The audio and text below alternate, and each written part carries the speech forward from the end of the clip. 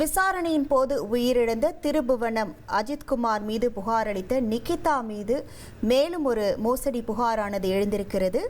எழும்பூரை சேர்ந்த செந்தில்குமார் என்பவரிடம் 2011 நிகிதாவின் சகோதரர் கவியரசு அரசு வேலை வாங்கி தருவதாக கூறி பண மோசடி செய்திருக்கிறார் என்ற புகாரும் எழுந்திருக்கிறது.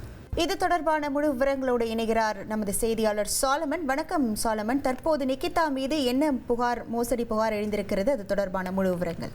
மதுரை மாவட்டத்தை சேர்ந்த நிகிதா என்பவர் தனது தாயாருடன் சிவகங்கை மாவட்டத்தில் இருக்கக்கூடிய ஒரு கோயிலுக்கு சென்றபோதுதான் காரில் வைத்திருந்த 9.5 பவுன் தங்க நகை காணாமல் போனதாக புகார் கொடுத்தார்.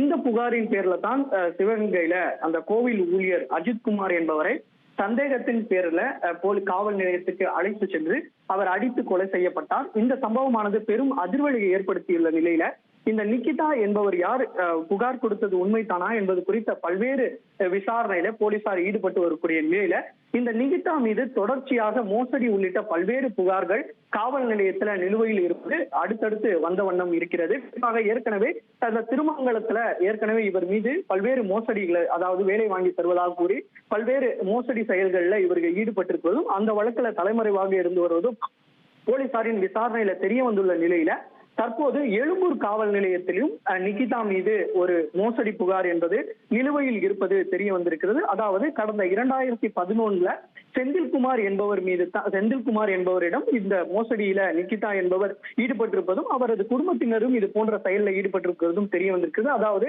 துணை முதலமைச்சரோட உதவியாளரை தனக்கு நன்காக தெரியும் எனவும் குடும்பத்துல இருவருக்கு அரசு வேலை வாங்கி தருவதாக கூறி சுமார் 48 லட்சம் ரூபாய் நிகிதா மற்றும் அவரது சகோதரர் கவியரசன் மற்றும் அவரது தாயார் பறித்து இது போன்று ஏமாற்று வேலையில ஈடுபட்டிருப்பது போலீசாரின் விசாரணையில தெரிய வந்திருக்கு. குறிப்பாக தொடர்ச்சியாக இவர் இது போன்ற செயல்களில் ஈடுபட்டு இது போன்ற பணப்பறிப்புல ஈடுபட்டு வருவதையும் அவர் மீது புகார்கள் நிலுவையில் இருப்பதும் தற்போது போலீசாரின் விசாரணையில தெரிய வந்திருக்கிறது.